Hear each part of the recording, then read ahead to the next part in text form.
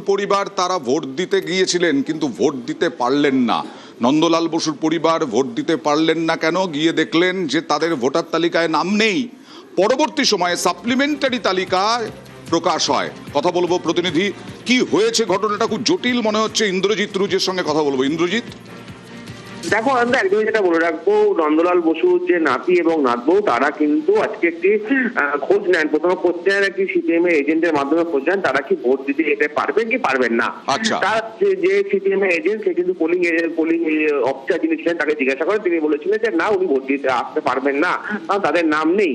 সেই খবর সিপিএম এর যিনি জেলা কমিটির সদস্য রয়েছেন তিনি সরাসরি জেলা শাসককে জানান এবং সেই জেলা শাসকের তত্ত্বাবধানে এবং হাইকোর্টের নির্দেশে কিন্তু ঠিক হয়েছে যে আজকে কিন্তু বেলা 5টার সময় এই দম্পতি কিন্তু ভোট দিতে আসতে পারবেন, কারণ তাদের যে সাপ্লিমেন্টারি যে লিস্ট, সেই লিস্টে কিন্তু তাদের নাম রয়েছে এবং যে পোলিং অফিসার যিনি ছিলেন তিনি হয়তো বিষয়টা জানতেন না, সেই জন্যই তাদেরকে বারণ করা হয়েছে। তার মানে বিকেলে আবার ভোটের ব্যবস্থা হবে। কিন্তু স্বপনবাবু, এই উদ্বেগ, এই বৃদ্ধা তাদের উদ্বেগের মধ্যে থাকতে হচ্ছে এসআইআর এর জন্য।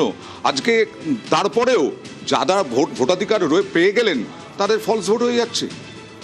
আপনি কি চান দ্বিজেন মুখার্জি এখনো ভোট দিতে আসুক? এরকম ওরা দ্বিজেন মুখোপাধ্যায় নন। আমি কি বলছি, দ্বিজেন মুখার্জি ভোট দিতে আসুন, এটা কি আপনি চান? আপনি যদি এটা না চান, এসআইআর একটা প্রক্রিয়া, সেই প্রক্রিয়া 100% ঠিক হবে এমন কিছু নয়। 1% ভুল থাকলেও থাকতে পারে, আরও বেশি আরও কম থাকতে পারে বা একটু বেশি থাকতে পারে। এটা সকলের সামগ্রিক ইচ্ছা ছিল, সকলের ইচ্ছা ছিল। নইলে আপনি কি করে 58 লাখ ভোট আটকে দিয়ে ব্রাজিল থেকে লোকজন আসছে, মানে ব্রাজিল থেকে গুজরাট থেকে সব আসছে। 58 লাখ ভোটার তাদের নাম বাদ গেছে, যারা এবার আর ভোট দিতে পারবে না। ঠিক তেমনি ভাবে এটার জন্য শুধুমাত্র ওদেরকে দায়ী করলে হবে না, একজনকে বা নির্বাচন কমিশনকে নয়। আপনি জানেন যেভাবে ফর্ম 6 ফিল আপ হয়েছে, ফর্ম 6 এর ফর্ম 6 নতুন ভোটারের জন্য হচ্ছে ভোট বাদ দেওয়ার জন্য। আপনি যেভাবে তৃণমূল কংগ্রেস ভোট বাদ দিয়েছে ফর্ম 7 ফিল আপ করে, আপনারা কল্পনা করতে পারবেন না। আপনারা কল্পনা করতে পারবেন না প্রত্যেকের নামে অবজেকশন তারা করেছে। তারপরেও যেটা বলছি না, 4 কোটি নাম বাদ গেছে উত্তরপ্রদেশে, সেখানে তো তৃণমূল নেই।